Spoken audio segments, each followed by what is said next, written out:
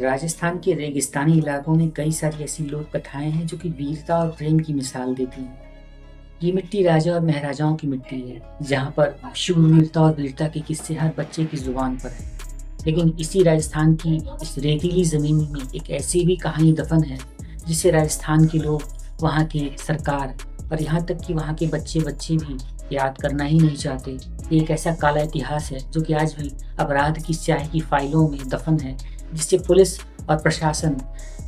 History sheeter अपराधी और एक शातिर चोर की तरह से जानते हैं। और वहीं वहाँ के लोग इसे कुंवारे जमाई राजा के रूप में जानते हैं, जिसके अपराध करने का तरीका इतना खौफनाक, इतना विभत्स और इतना मनोवैज्ञानिक रूप से किया गया स्क्रिप्टेड प्लान था, जिसे सुनकर सभी के रोंगटे ही खड़े हो जाते थे। तो आज की एक ऐसी सच्ची घटना से आपको रूबरू कराने वाले हैं जो कि 55 से ज़्यादा बार सुहागरात मनाता है, उसके बाद उन दुल्हनों के साथ क्या हरकत करता था, उन घरों के साथ क्या हरकत करता था, और कैसे उसके बाद उस व्यक्ति का पर्दाफाश होता है, कैसे वो पकड़ा जाता है और कैसे उसकी ज़िंदगी का एक किस्सा ख़त्म हो जाता है। तो बहुत बहुत स्वागत करते हैं आपका आपके अपने इस यूट्यूब चैनल सच्ची घटना पर। दोस्तों, आज की जो सच्ची घटना है वो राजस्थान की सच्ची घटना है। राजस्थान के बाड़मेर से लगा हुआ एक इलाका लगता है, ये वहीं की सच्ची घटना आज आपको हम पेश करने वाले हैं। तो बने रहें इसी वीडियो के अंत तक। दोस्तों, अभी आप मोबाइल की स्क्रीन पर जिस व्यक्ति को देख रहे हैं, इसका नाम है जिया राम। दरअसल ये जो जिया राम नाम का एक शातिर अपराधी, यूँ कहें कि किलर था।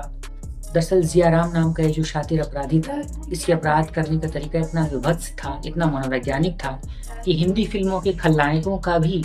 इसके सामने कोई भी कद नहीं होता था, वो भी इसके सामने बहुत पीछे छोड़ जाते थे। तो दोस्तों, बताते हैं कि दरअसल करता क्या था। दरअसल जिया राम बाड़मेर और उसके आसपास के उन इलाकों की रेकी करता था, उन इलाकों की उन घरों को निशाना बनाता था जो कि आमतौर पर थोड़े दूर होते थे और रेगिस्तानी इलाकों में होने के कारण उनका दूर दूर तक ज़्यादा लेना देना नहीं होता था। और उन घरों में एक ख़ास बात पाई जाती थी कि दरअसल उन घरों में किसी न किसी लड़की की शादी हुई होती थी, और वो लड़की पहली बार शादी करने के बाद अपने पीहर आई होती थी और मायके में रहकर अपने पति का इंतज़ार कर रही होती थी।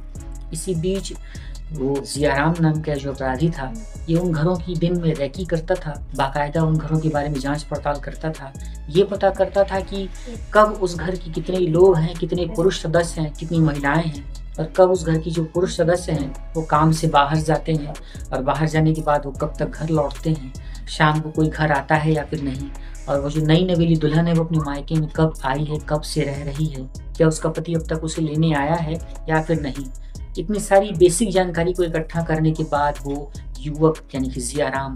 90 के दशक में उन युवतियों के उन पीहरों में जाता था, उन घरों में जाकर बाकायदा अपने आप को एक जमाई राजा की तरह सिद्ध करता था कि वो जमाई राजा है जिसका उस युवती से विवाह हुआ है। और बाकायदा दिन में घूंटों के पर्दा प्रथाओं के पीछे वो इसका फ़ायदा उठाता था। उन घरों में पहुंचकर, यानी कि अपने ससुराल में पहुंचकर, उन फर्जी ससुरालों में पहुंचकर वो वहां पर बैठकर चाय पानी नाश्ता और बाकायदा अच्छे तरीके से एक दामाद की तरह खातिरदारी करवाता था।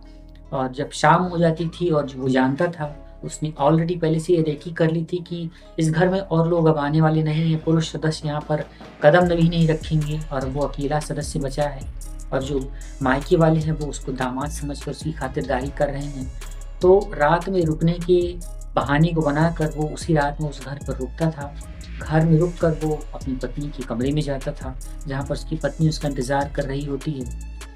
चूँकि पत्नी भी अक्सर लोगों के सामने घूंघट में ही रहा करती थी, और राजस्थान की लोक सांस्कृतिक परंपराओं और वहाँ के रिवाजों के अनुसार पति के सामने घूंघट दिखाना पर्दा प्रथा के अनुसार अच्छा नहीं माना जाता है। तो महिलाएं जो होती थी वो घूंघट में ही होती थी। वो नई नवेली दुल्हनें घूंघट में रहकर ये सोचती थी कि उनका पति उनके पास आया है। वो उनके साथ बैठकर बातचीत करता था और इधर उधर की बातें करने के बाद उनके साथ उनके बेडरूम में सोता था। सोने के बाद उनके साथ ये डिमांड करता था कि तुम अपने शरीर पर सारे गहने पहन करके आओ जो कि हमारी शादी के समय तुमने पहने थे। तो दुल्हनें इस चीज़ को बहुत अच्छी तरीके से लाइटली लेती थीं, और वो अपने बदन पर सारे गहने, सारे जेवरात राजस्थान में जो शादी विवाह के समय पहने जाते हैं उसे पहन करके आती थी। दुल्हन दूल्हे से बातचीत करती थी। बातचीत करने के बाद वो दूल्हा यानी कि फेक जिया राम नाम का व्यक्ति था, जो उन दुल्हनों के साथ शारीरिक संबंध बनाना शुरू कर देता है, और रात भर वो उनके साथ उन्हीं बेडरूम में, उन्हीं कमरों में रहकर शारीरिक संबंध बनाता था। फिजिकल रिलेशनशिप बनाने के बाद वो दुल्हनें ये समझती थी कि इनका पति है, जो कि अंधेरा होता था और राजस्थान में 90-92 के दशक में ज़्यादा लाइट और ज़्यादा प्रकाश की व्यवस्था नहीं होती थी। लोक लाज, पर्दा प्रथा और आड़ होने के कारण, घूंघट के पर्दे होने के कारण महिलाएं कई बार तो ये पता ही नहीं कर पाती थी कि उनके साथ सो रहा जो शख्स है वो उनका पति नहीं, दरअसल ये जिया राम नाम का एक शातिर अपराधी है जो उनके साथ इस तरीके से वारदात को अंजाम दे रहा है। तो जब दुल्हनें अपनी इस फर्जी पति के साथ सो रही होती हैं तो उनके साथ बाकायदा वो शारीरिक संबंध बनाता था और बनाकर उनके साथ उनके सारे कपड़े, उनके सारे जेवरात, जो भी महंगे-महंगे आभूषण उन दुल्हनों ने पहने होते थे, वो सब उतार लेता था। उतार लेने के बाद वो उसे लेकर भोर होने से पहले ही वहाँ से रफू चक्कर हो जाता था और फरार हो जाता था। जब सुबह होती थी तो सुबह महिलाएं उठती थीं तो देखती थीं उनके पास न तो उनका वो पति है, न उनके पास उनके वो सारे गहने हैं जो उन्होंने रात में पहने हुए थे, और न ही अब उनके तन पर एक भी कोई ऐसा वस्त्र बचा है जो कि महंगा कपड़ा हो। और दुल्हन के सारे लिबास, सारे जेवरात, कपड़े, माल असबाब, यहाँ तक कि घर में भी जो भी जेवरात और नकदी होती थी वो सब कुछ लूट कर जिया राम फरार हो जाता था। और सुबह इस जब घटना का पता चलता था तो वहाँ के लोग लोक लाज की भय से, अपनी नई नवेली शादी के टूटने के डर से, समाज में बदनामी और कलंक के डर से सामने ही नहीं आती थी और कभी भी इस घटना का कभी पर्दाफाश ही नहीं किया। इस तरीके से घटना उनके साथ घटी है और एक के बाद एक इस तरीके से ये घटनाएं लगातार घटती जाती हैं। और जब भी घटना घटती थी तो बाड़मेर और उसके आसपास के दूर दराज के गाँव में ही बसती थी और इसी तरीके से इन घटनाओं का विस्तार होता जाता है। एक के बाद एक घटनाओं का सिलसिला बढ़ता ही जाता है और 55 से भी ज़्यादा घटनाएं घट जाती हैं और 55 से भी ज़्यादा दुल्हनों के साथ उनकी यही एक दूल्हे की सुहागरात मनती थी, उनके साथ लूट डकैती करता था और करके वो फरार हो जाता था। दोस्तों, महिलाएं लोक लाज और सांस्कृतिक संकोच के कारण तो कुछ कहती ही नहीं थी और वहीं जो दूसरे लोग होते थे, दूसरे अन्य लोग होते थे, वही सोचते थे कि दूल्हा जो है वो अपनी दुल्हन के साथ सो रहा है, उसके साथ कमरे में प्यार भरी बातें कर रहा है, तो लोग उस तरफ से भी रुख नहीं करते थे, उधर जाते ही नहीं थे और प्राइवेसी और एकांतता के चलते उन लोगों को एक तरफ छोड़ देते थे और घर के लोग जो थे वो सो रहे होते थे और इसी प्रकार से वो दुल्हन के सारे कपड़े जेवर लेकर फरार हो जाता था और पीछे रह जाता था एक लुटा पिटा परिवार, शर्मसार रिश्ते और सदमे में डूबी हुई एक मासूम सी दुल्हन। क्योंकि ये भी बताया जाता है कि उस समय राजस्थान में जो रिश्ते होते थे, और उस समय क्या, आज भी आप जब भी राजस्थान के इलाकों में जाएंगे तो आप देखेंगे कि वहाँ पर बाल विवाह जैसी प्रथा आज भी चलती है और काफ़ी कम उम्र में ही लड़कियों और लड़कों का विवाह एक दूसरे के साथ कर दिया जाता है। और इस चीज़ पर हालांकि सरकार ने बहुत हद तक पाबंदी भी लगाई है, रोक भी लगाई है, लेकिन ये भी उस समय होता था कि बहुत कम समय में ही शादी विवाह कर दिए जाते थे। तो इस डर से भी लोग प्रशासन के सामने नहीं जाते थे कि वो अगर बाल विवाह करते हुए पकड़े जाएंगे या उन्हें पता चलेगा तो एक तो उनकी बदनामी भी होगी, दूसरा उन्हें ही बाल विवाह करने के कारण जेल हो सकती है। दोस्तों, जिया राम की सबसे पहली जो कुंडली खुलती है वो साल 1988 में खुलती है, यानी कि ईयर 1988 में उसकी आपराधिक रिकॉर्डों की पहली कुंडली खुलती है। इसके बाद एक करते हुए उसके ऊपर 17 आपराधिक मुकदमे दर्ज किए जाते हैं, जहां पर उसके नाम पर शातिर चोरी करने की, अनाधिकृत प्रवेश करने की, छेड़छाड़ करने की और यहाँ तक कि शारीरिक संबंध बनाने की यानी कि फिजिकल असॉल्ट करने के भी रूप से केसेस दर्ज किए जाते हैं। पुलिस इसका सिलसिला बढ़ाती जाती है। 17 से केसेस बढ़ते बढ़ते 55 और 56 के आसपास बढ़ जाते हैं। आसपास के लोग तो ये भी बताते हैं कि वास्तव में केसों का सिलसिला इससे भी ज़्यादा है, लेकिन पुलिस के रिकॉर्ड में 17 और 18 के केस के आसपास ही बैठता है। वहीं कुछ परिवार तो इस अपनी बदनामी और लोक लाज की डर से पुलिस के पास नहीं जाते थे, और वहीं कुछ महिलाएं जिनके साथ इस तरीके से घटनाएं घटी थीं, वो पीड़ित महिलाएं अपनी बदनामी की डर से और संकोच की डर से, अपने रिश्ते के टूट जाने की डर से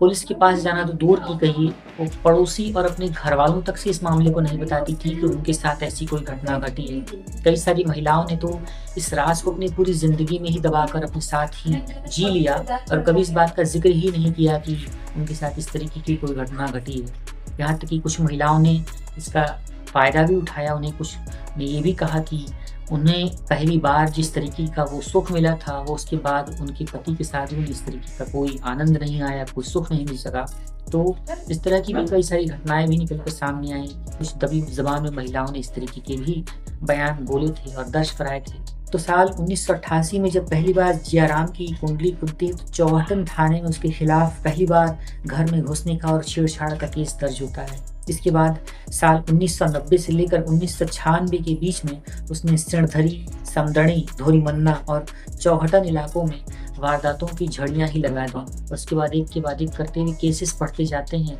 और अपराधों का सिलसिला भी बढ़ता जाता है। इसके बाद साल 1994 में पुलिस ने उसे आधिकारिक तौर पर एक हिस्ट्री शीटर के तौर पर घोषित कर दिया, जिसमें वो लगातार जेल जाता था और लगातार जेल से वापस आने के बाद जब भी उसकी जमानत होती थी और सबूतों के अभाव में जब भी वो बरी हो जाता था तो एक बार फिर से आकर वो उन्हीं सारे काम को अंजाम देना शुरू कर देता था जो वास्तव में पहले से ही दोहरा रहा था। दोस्तों, साल 2003 तक इसी तरीके से वो पुलिस के लिए और प्रशासन के साथ साथ आम जन के लिए भी, वहाँ के लोगों के लिए भी एक सिरदर्द बना रहा, बहुत बड़ी मुसीबत का वजह बना रहा। इसके बाद सालों तक अपराधों की गिराह में रहने के कारण और महिलाओं के साथ इस तरीके से दुर्दांत अपराध करने के कारण ईश्वर की लाठी पड़ी या फिर उसके ऊपर उसके ही कर्मों का एक फल पड़ता है कि उसे फेफड़ों की गंभीर बीमारी ने जकड़ लिया। जब फेफड़ों की गंभीर बीमारी उसे जकड़ लेती है तो साल आ जाता है 2016 का, और इसी साल 2016 में उसकी फेफड़ों की बीमारी के चलते गंभीर अवस्था में पीड़ित रहते हुए, बीमार रहते हुए दुखद मौत हो जाती है। तो दोस्तों, इस तरीके से साल 2016 में जब उसे फेफड़ों की गंभीर बीमारी होती है तो उसने बचने की भी काफ़ी कोशिश की, उसका इलाज भी चला और ये हुआ कि किसी प्रकार से वो बच जाए ताकि कानून अपना काम कर सके। लेकिन ऊपर वाले की स्याही में कुछ और ही लिखा था। इसी फेफड़ों के इलाज के चलते हुए दम घुट घुट कर उस शातिर अपराधी जियाराम की मौत हो जाती है और ये जो काला इतिहास था, काला पन्ना था, वो राजस्थान की सरजमी से मिट गया, जो आज भी शर्मसार कर देता है, मानवता को हिला कर रख देता है और ये बताता है कि परंपराओं और विश्वास की नींव के चलते किस तरीके से इसके पीछे एक अपराध को अंजाम दिया जा सकता है, जिसकी स्याही, जिसकी गूंज सालों तक बरकरार बनी रह सकती है। और आज भी वो लोग अपने अपने घरों की खिड़कियां और दरवाजे सोते समय बंद करके सोते हैं, इस तरीके से कुंडली लगाकर सोते हैं कि फिर से कोई जियाराम दरवाजे पर दस्तक देकर ये न कह सके कि मैं आपकी बेटी का शौहर हूँ और आपके पास आज अपनी बेटी से, अपनी पत्नी से मिलने के लिए आया हूँ और दरवाज़ा खोलिए और मुझे आपसे मिलना है। तो इस तरीके से खौफनाक घटनाक्रम जो कि साल 90 के दशक से चलता हुआ साल 2016 में आकर ख़त्म हुआ, ये राजस्थान के बाड़मेर और उसके आसपास के इलाकों में बहुत ज़ोर शोर से मशहूर, या फिर यूँ कहें कि बदनाम था, जो कि पुलिस की काली स्याही में शातिर अपराधी, एक हिस्ट्री शीटर के तौर पर, एक अनधिकृत प्रवेश करने वाले के तौर पर, एक शातिर चोर की तरफ था। तो वहीं आम जनमानस और आम जनता के बीच में उसकी छवि जो थी, एक